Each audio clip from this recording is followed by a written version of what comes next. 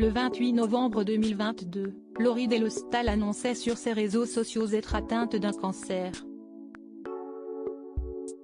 Afin de le combattre, la journaliste sportive est sujette à de lourds traitements qu'elle tente de rendre le moins douloureux possible, comme elle l'a expliqué sur Instagram le 21 février 2023. Depuis 2011, Laurie Delostal fait partie du paysage médiatique français.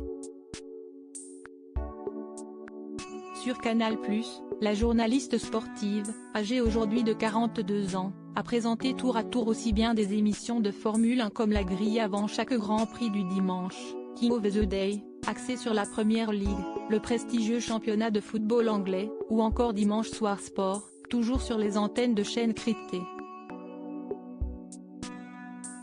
En quelques années, celle qui a grandi dans le département de la Drôme a réussi à se faire une place de choix. Mais le 28 novembre 2022, la passionnée de sport a annoncé être atteinte d'un cancer. Il y a un mois tout juste on m'a dit, vous avez un cancer. J'ai découvert les ARM, PET-scan, le PAC. Plein de médicaments pour ne pas vomir. Le bonnet de water polo glacé pendant la chimio, a-t-elle livré en toute transparence.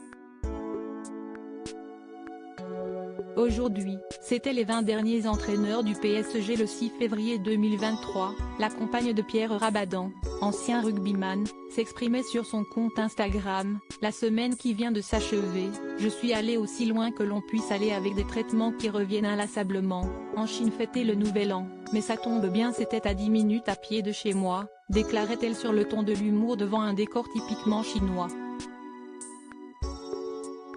Je suis allée aussi loin également que mon mental ne pouvait le supporter. J'ai découvert la fièvre sous chimio et je me suis retrouvée claquée, capote, sur le flanc, rétamée. Le mardi 21 février 2023 dans sa story Instagram, relayée par Pure People, la journaliste, qui a préféré s'éloigner des plateaux de télévision, s'est une nouvelle fois exprimée sur son quotidien forcément particulier. Combien de litres de larmes derrière cette porte ? 72, je ne suis plus une débutante ou 146, je hais les ARM. Évidemment, ce fut 146, livre-t-elle, avant de poursuivre en livrant sa méthode afin de souffrir le moins possible durant son traitement. J'ai une méthode désormais pour arriver à tenir dans la machine, je me force à répéter des listes pour occuper mon esprit. Aujourd'hui, c'était les 20 derniers entraîneurs du PSG. Dans le bon ordre 1, et les 20 derniers entraîneurs de Marseille, histoire de préparer le classique de dimanche. Avant de conclure, à très vite pour de nouveaux tips, conseils.